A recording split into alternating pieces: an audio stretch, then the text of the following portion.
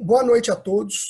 Me chamo Thiago Alves, sou diretor executivo da Action Business, uma consultoria especializada na média gestão, e a convite do Sebrae e da FIENG, terei o prazer de mediar esse painel com dois feras e referências internacionais em inovação, com um especial olhar aí para a cadeia produtiva da construção.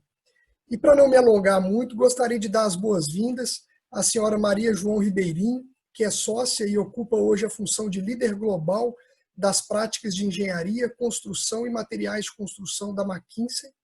E para dividir o painel com ela, convido o senhor Carlos Arruda, professor de inovação e competitividade e diretor do Centro de Inovação da respeitada Fundação Dom Cabral. Sejam todos muito bem-vindos. Maria João, nós sabemos que ainda há um longo caminho a ser percorrido para, de fato, muitas empresas, para que as empresas em si percebam a inovação como uma aliada, né, e não como uma ameaça. Quais são esses desafios, né, e inovações que a senhora tem visto no setor? Boa noite e obrigada pelo convite, é um prazer estar aqui convosco. Eu acho que nesse setor da construção, dado que nós temos muitos projetos que cada vez têm uma margem mais baixa, um risco mais elevado, contratos complexos, não necessariamente os incentivos desses contratos estão alinhados com os objetivos de todos os stakeholders. Essa situação complica um pouco, muitas vezes, a inovação e a tomada de risco no setor, sem dúvida. Legal, interessante.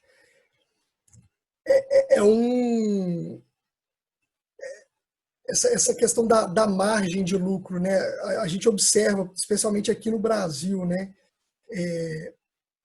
O uso ainda restrito, né, de algumas tecnologias, né? A mão de obra intensiva sendo aplicada.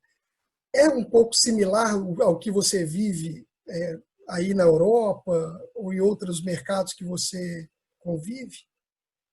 Então, eu acho que tem havido mercados que têm apostado, até os governos e as entidades públicas têm apostado pela inovação, por exemplo, mandatando até a utilização do BIM. Isso aconteceu no Reino Unido, está acontecendo numa série de países da Europa, então é algo que realmente força a utilização de determinadas tecnologias e sinceramente, antes dessas tecnologias serem mandatadas, elas também não estavam sendo tão utilizadas. Então, eu acho que isso faz com que as empresas olhem para essas tecnologias de uma outra forma. Quanto ao tema de ser ainda muito mão de obra intensivo, esse setor ainda é muito mão de obra intensivo. Evidentemente, naquelas regiões onde a mão de obra é mais barata, tende a haver mais mão de obra e os incentivos para a substituição são menores. Eu estou convencida que esse é um movimento que vai permear a indústria e em todas as geografias, porque a tecnologia mais modular, pré-fabricação, digitalização já são muito acessíveis e elas aumentam muito a eficiência no setor. Então eu acredito que essa tendência permeia todas as geografias em algum momento. Interessante. Perfeito, é muito bacana. Professor Carlos, boa noite e bem-vindo. Tiago, bom, antes de mais nada, é um prazer poder participar do Minascom, debatendo com você essa temática tão importante. É interessante, nós estamos fazendo agora uma avaliação do setor, uma avaliação de maturidade de gestão do setor, e o que nós temos visto é que o setor ele avançou muito na busca de melhorias. É um setor que não tem feito grandes inovações, é claro, quando a gente fala do setor de construção, nós estamos falando desde os aspectos imobiliários, a construções industriais, a obras de infraestrutura, de natureza muito diferente. Lógico que no setor pesado de infraestrutura, nós vimos muita inovação nos últimos anos. Talvez no setor imobiliário, inovações um pouco de caráter mais incremental.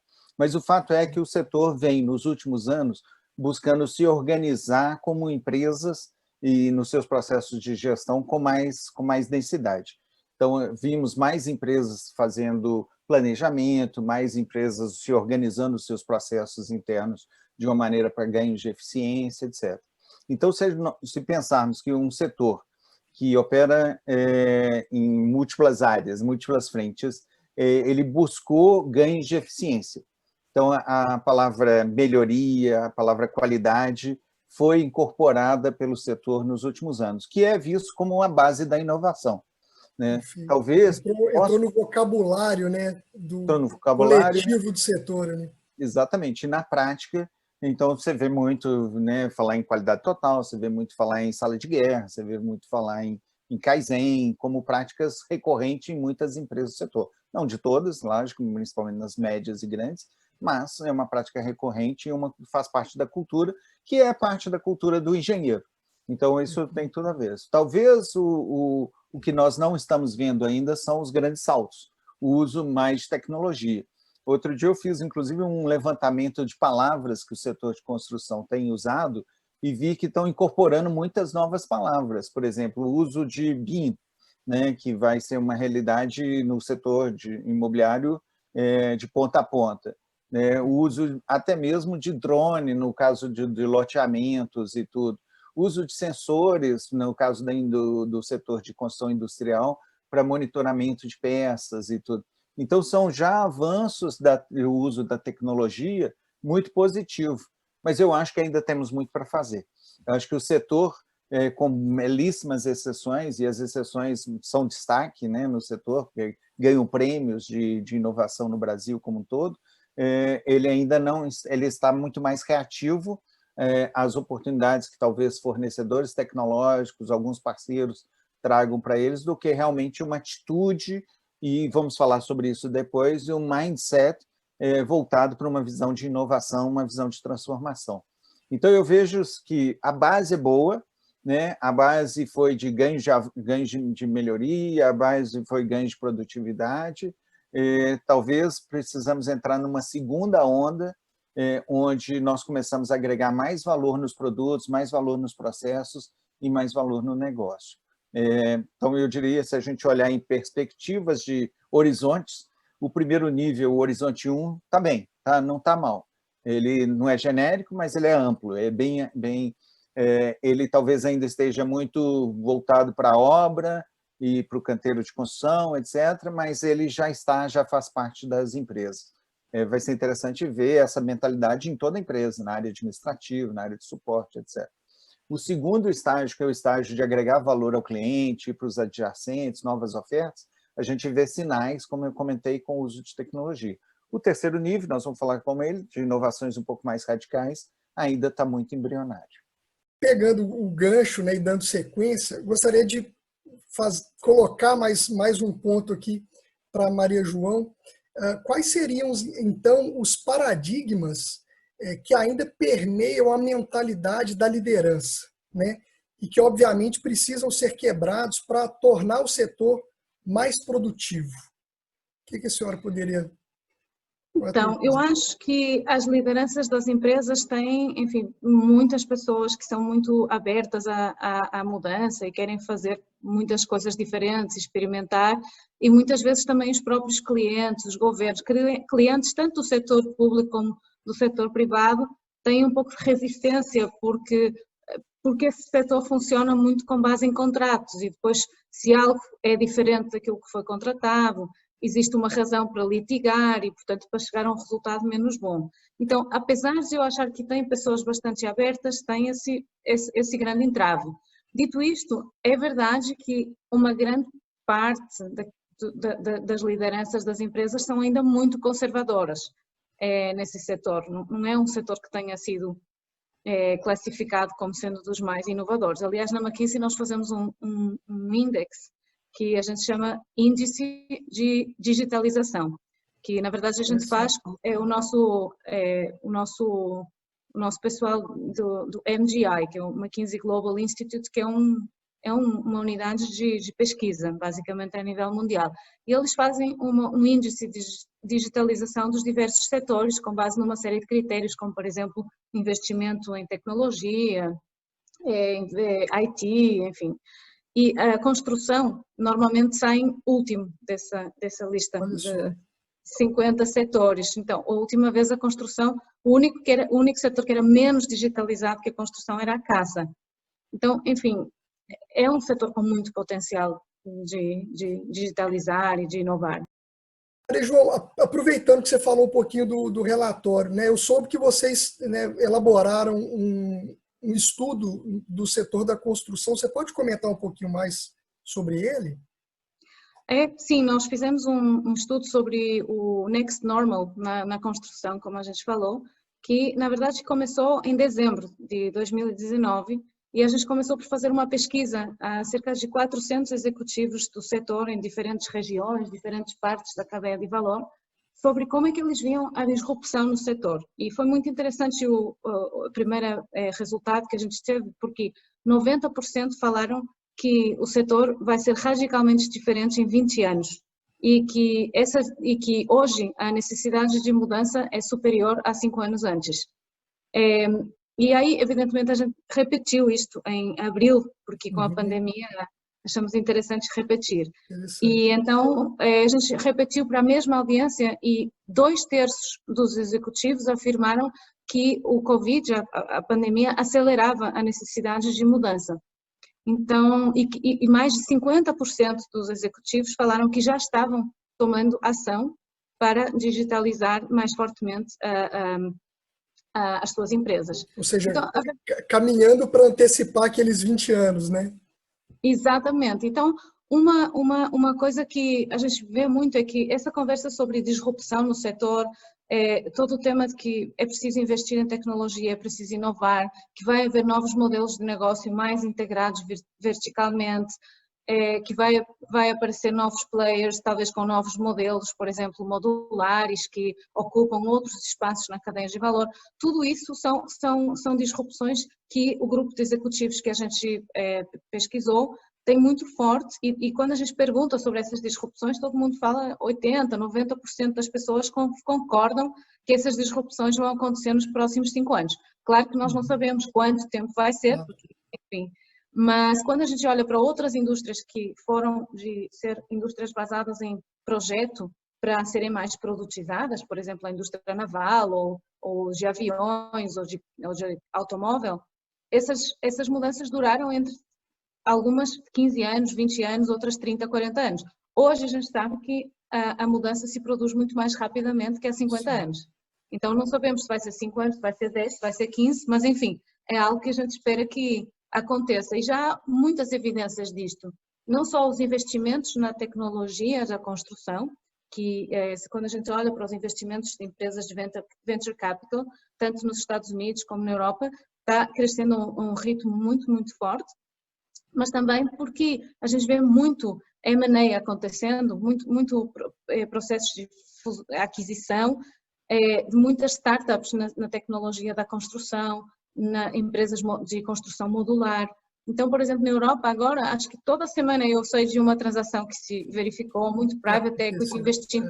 Isso normalmente são indicadores de que realmente algo vai acontecer. Agora, se essa disrupção acontecer, também a implicação é que provavelmente o valor gerado na cadeia de valor da construção, desde a engenharia até a construção propriamente dita, tal como nós o conhecemos hoje, há uma grande probabilidade que esse valor, como a gente conhece hoje, se dilua e que se transfira entre atores da cadeia de valor. Então, a gente estimou que pode ter até um 45% de valor em jogo nessa cadeia de valor, que a gente não sabe se esse valor vai ser capturado por novos entrantes, com novos modelos, se vai ser capturado pelos incumbentes que se transformam, ou mesmo pelos clientes através de preços mais baixos. Noutras indústrias, as grandes disrupções muitas vezes geraram grandes reduções de preços e quem capturou isso foram os consumidores. Então, a gente realmente não sabe, mas o que a gente vê é uma possibilidade de transferência de valor e uma possível comoditização do negócio da engenharia e da construção, porque ficam, enfim, e para prevenir essa comoditização, investir em projetos de próxima geração, em que você industrializa os processos da construção, começa a pensar mais em produtos e menos em projetos, em que você digitaliza, em que tem um modelo de trabalho operativo muito mais agile, muito mais colaborativo, tudo isso vai fazer com que essa comoditização seja menos provável, não é? E que esses projetos de próxima geração, como a gente está falando, sejam realmente um êxito. Perfeito. Nossa, muito bom. Interessante. Professor Carlos, suas considerações. Vou introduzir uma dimensão que é a inovação. Qualquer negócio, qualquer setor, qualquer empresa, eu estou introduzindo um conceito de incerteza. E um setor de construção, ele é baseado muito em minimizar incertezas, em focar em reduzir custos, ganhar eficiência, fazer melhor o que nós fazemos, mas buscando ambientes de certeza. Então, o mindset dominante no setor de construção é o que nós chamamos de um mindset de performance de resultado. Talvez nós precisamos introduzir um pouco a incerteza, o erro, a experimentação, talvez melhor dizendo, no vocabulário dessas empresas. Então, seria... Perdão. Seria um olhar para o resultado mais de curto prazo, seria isso? Hoje o foco é resultado de curto prazo, buscando eficiência, o que é necessário e muito bom. E vai ser mais necessário e bom ainda pós-pandemia, porque há uma perspectiva de aumento de custos de materiais, né, talvez até alguma dificuldade de compras em função das descontinuidades que tivemos aí nos fluxos de materiais e tudo, mas com certeza, principalmente as matérias, os insumos mais básicos da construção, eles estão passando por uma fase de aumento. Então, as empresas vão ter que buscar maneiras mais baratas de fazer o que elas já fazem. Então, esse foco no curto prazo está associado à busca de eficiência e excelência, isso já faz parte da cultura das empresas.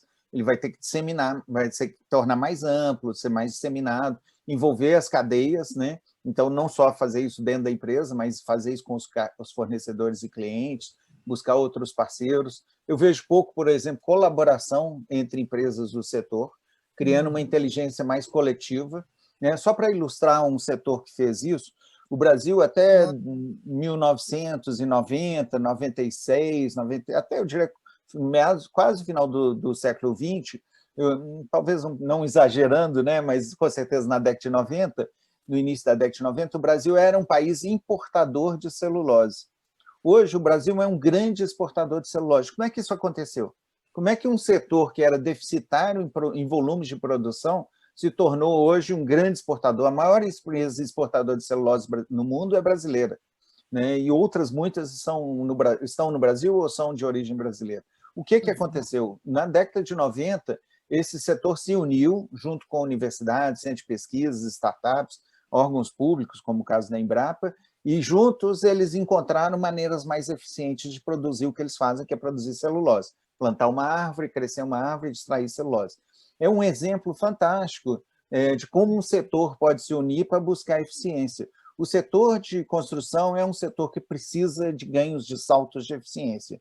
E é lógico que as grandes empresas estão buscando fazer isso, olha as grandes empresas de infraestrutura criando plataformas de inovação, você olha empresas do setor de construção imobiliária, até Minha Casa Minha Vida, fazendo projetos espetaculares de inovação, mas você não vê colaboração, ou muito pouca colaboração. Existe no Espírito Santo um hub que está se unindo, o que é ótimo. Existe em São Paulo uma iniciativa muito interessante de envolver startups e juntos colaborar para o desenvolvimento.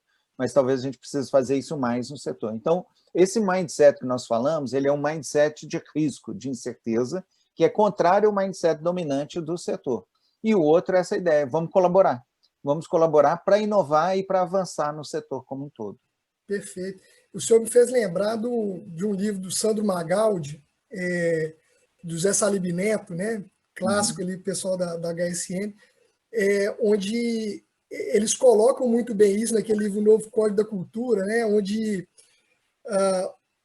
esse olhar que predomina ainda, né, de produtividade, de curto prazo, ele acaba produzindo, de certa forma, uma barreira, talvez não seja a melhor terminologia, a melhor palavra, mas vai na contramão, porque quando eu foco na produtividade, eu também sobressaio a previsibilidade desses resultados. Isso acaba me inibindo um pouco de inovar, né?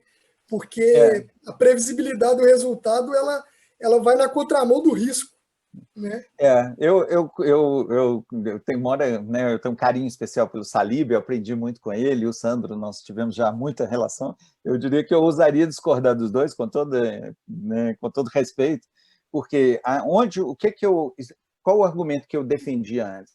Que a qualidade era inimigo da inovação, porque a qualidade, né, no seu máximo, ela prega o Seis Sigma, que é o máximo da certeza, da redução da incerteza.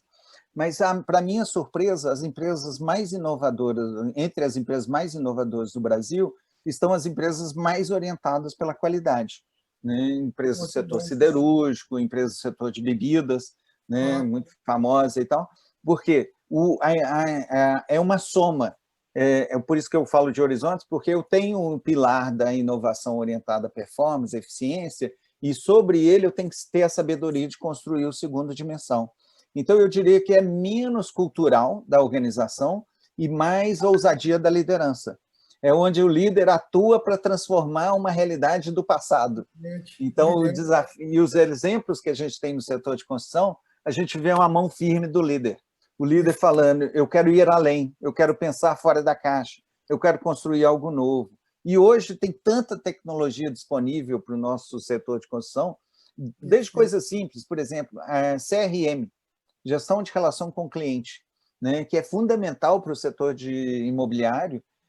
Hoje você tem CRM agregando inteligência artificial, Big Data, Analytics, que dá um nível de conhecimento de mercado para a empresa que ela gera saltos de potencial venda nos seus lançamentos. E a gente está vendo isso acontecer. Grandes construtoras de habitacional usando em CRMs inteligentes, projetando perspectivas antes do lançamento, eu já conheço o cliente que vai me comprar aqui naquela região e tudo. Então, são tecnologias que a empresa vai ter que adotar, inovações que ela vai ter que absorver, novas pessoas que ela vai ter que atrair, menos engenheiro hard e mais engenheiro soft, né? Menos tijolos, né? Exatamente, e mais dados, né? Lembra que dados é o novo petróleo, né?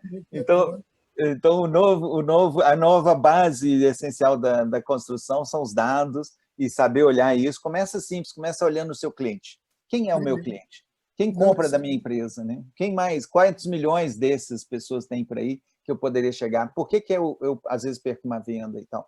Então, essa é onde a inovação vai dando saltos naquele complemento. Então, eu defendo, mantenha toda a excelência operacional, agregue inovação orientada ao cliente, e depois faça coisas mais radicais lá para frente. Em ambientes também de instabilidade, né? Como você vai olhar para a inovação se você tem uma série de incêndios para apagar no seu gerenciamento da rotina diária ali, né? Realmente é um contrassenso você negligenciar essa estabilidade. Bem, como é um painel curto, né, não poderia deixar de trazer um olhar propositivo, né? Um olhar para frente, para a audiência aí que nos assiste.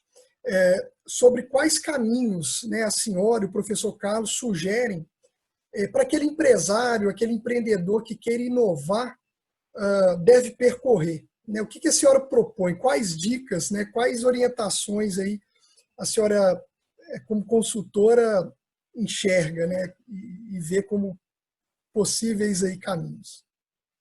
Então, eu acho que o primeiro é você ter um cliente que queira inovar com você. Então, acho que precisa ter um cliente também que tenha uma visão de fazer um projeto de próxima geração. Então, um projeto em que realmente haja uma visão conjunta de ter um projeto com mais tecnologia, com modelo BIM 3D, com um gêmeo digital, imaginar como é que isso pode funcionar para uma muito maior produtividade no campo, tempos mais acortados, uma certeza maior de quando é que o projeto vai terminar, uns KPIs de informação real time, que todo mundo possa aceder, um trabalho colaborativo. Então, o primeiro que eu acho é que tem que estabelecer essa visão, pelo menos para um projeto, com um cliente que queira fazer essa viagem e que queira também ter um contrato que alinhe os incentivos para isso acontecer.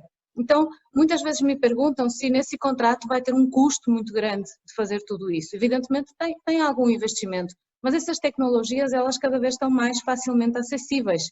E tem muitas empresas que oferecem muitas soluções. Aliás, esse até é um desafio em si mesmo, porque depois fica difícil escolher qual é que é a tecnologia, não é? Hoje em dia cada vez se fala mais nas plataformas, não é? Para depois incorporar todas essas tecnologias. Então, eu diria que, dado que tem muitas tecnologias lá fora, e muitas startups, e tem até muito boas no Brasil e em outros lugares, eu acho que realmente o primeiro é fazer um primeiro projeto, que seja esse projeto de próxima geração, e alinhado com o cliente, com uma visão conjunta, que realmente depois possa ser implementada na prática. Perfeito. E quer dizer, trazer o cliente, né, embarcar o cliente juntos nesse desafio, né? Até um olhar, é muito interessante esse ponto de vista, porque coloca o cliente no centro da inovação também, né? Coloca... Eu acho que essa parte é muito importante, porque uma empresa construtora que já ganhou um projeto com uma margem baixa, que já tem risco, já tem imprevisto, já tem um contrato complexo, já tem uma série de coisas que podem fazer com que ainda os custos aumentem mais. Então, isso e mais correr o risco de fazer algo que depois o cliente não valorize ou que use até de alguma forma menos positiva, acho que isso não é algo que um médio empresário, enfim, acho que não dá para correr muito esse risco, pelo menos para começar. Então, acho que ter um cliente que queira embarcar com você, que tenha essa visão compartilhada, que esteja disposto a fazer um contrato colaborativo, com incentivos alinhados, que imagine esse mundo em que a construção é eficiente, que ambos partilham um modelo, que as equipes trabalham colaborativamente, que temos uma visão muito clara sobre quando o projeto vai terminar. Tudo isso, se o cliente embarcar nessa viagem, acho que estão estabelecidas as condições então para trazer estas tecnologias que já são maduras e que, enfim, são implementáveis nos projetos hoje em dia. Claro, com algum custo, mas, enfim, acho que vale pelo impacto que elas têm. Então, eu vi isso em várias empresas do setor de construção, saindo de não ser inovadora para ser inovadora. Sabe, a primeira fórmula é top-down. O conselho, o acionista majoritário, o presidente decidir que inovação é necessário para a empresa. Todo o esforço bottom-up ele é frustrante. Ele até acontece, ele gera resultados, ele merece aplausos, mas no longo prazo ele perde fôlego. Então, é criar na liderança das empresas, dos conselhos, dos acionistas, essa consciência de que o mundo está não só em incerteza, mas de hiperincerteza. A incerteza da incerteza, né? Essa é a nossa realidade. Então, fazer tudo que nós sempre fizemos é bom, é necessário, mas não é suficiente. Então, a primeira fórmula é isso, engaja a alta liderança, os acionistas, etc., discute qual é o risco de não inovar na empresa. Segundo, incluir, já que isso passa a ser uma agenda prioritária, incluir na estratégia. E na estratégia, dizer, para que eu quero inovar? Eu quero inovar para reduzir os custos operacionais? Isso nós já fazemos. Né? Não, eu quero inovar para aumentar a minha chance de receita. Opa, então tem um outro tipo de inovação. Ou mais ainda, eu quero inovar para aumentar o valor da minha empresa ou aumentar a sua capacidade de sobrevivência em longo prazo. É outra dimensão. Eu tenho que apostar mais, tenho que correr mais risco, fazer alguns experimentos. Não é não é mudar a base, é criar, é somar. Como eu disse, são horizontes que se somam. Então, é fazer o que estava fazendo bem feito, somar a dimensão de cliente, trazer o cliente para dentro dessa conversa, pensar como que eu posso gerar mais valor para o meu cliente, além do que eu já faço, né? E acrescentar como que eu posso revolucionar o meu setor. Então, o primeiro passo, mudar o cliente, a liderança. Segundo, introduzir inovação na estratégia, com indicadores, com metas, com propósitos e tudo mais. Depois, discutir inovação na empresa, porque, como nós já falamos, inovação tem um elemento cultural. Se eu falo, nessa empresa ninguém pode errar, então pronto, matou a inovação. Não, nessa empresa errar não é aceito, mas nós topamos experimentar, muda toda a conversa. Na nossa empresa, experimentação é válido. E se der errado, a gente aprende com o nosso erro. É outra cultura organizacional. Então, trabalhar isso, conversar sobre isso, chamar a área de recursos humanos, discutir como trazer pessoas que provoquem, que façam perguntas, que sejam questionadores, para uma posição de influência dentro da empresa. Criar diversidade nas equipes, né? Todo mundo pensando do mesmo jeito. Se a empresa é uma empresa localizada em Belo Horizonte, todos os estudantes estudar na mesma universidade, todos torcem para o mesmo time, gostam do mesmo restaurante, vai inovar muito pouco, né? Tem que ter lá uns times diferentes, tem que ter uma formação diferente para somar. Então, criar cultura. E só depois criar processos. Eu acho que a última coisa é criar processos. Tem uma infinidade de possibilidades, mas começa com a mudança no mindset da liderança. Se fosse para talvez sintetizar aí com perdão da retórica, mas já parafraseando Michael Porter, né, a estrutura segue a estratégia, né, e não o contrário. Então, exatamente. Realmente, precisa realmente partir do board, da liderança, né, ter aquela energia realmente para a mudança. Energia essa que a inovação exige, né, não é algo trivial, né, não é algo a curto prazo, ela vem realmente mudando aí as estruturas. E errar. Né? O senhor trouxe um elemento aí fundamental nesse olhar para a inovação. Né? Falam-se a gente precisa errar pouco, barato e rápido, né? Mas é preciso errar. Né? Não tem eu só aviso que nós engenheiros, né? Eu sou engenheiro também, nós engenheiros não gostamos muito da palavra errar, eu falo experimentar. Experimenta. Isso aí dá chance ao erro, né? Mas pela experimentação. Bem, pessoal, chegamos ao fim desse painel. Né? Tudo que é bom dura pouco. A gente poderia aqui permanecer tranquilamente mais algumas horas debatendo o assunto, né, com esses gigantes aí do setor. Mas nosso tempo, de fato, ele é curto. Eu percebo que foi rápido, mas o suficiente para se tornar inesquecível. Né? Brincadeiras à parte, agradecer aos palestrantes, Maria João, professor Carlos, ao Sebrae, a FIENG, pela organização, pelo convite. É isso aí. Tenham todos uma boa noite. Obrigado. Obrigada. Obrigado, Thiago, e parabéns pela condução do painel.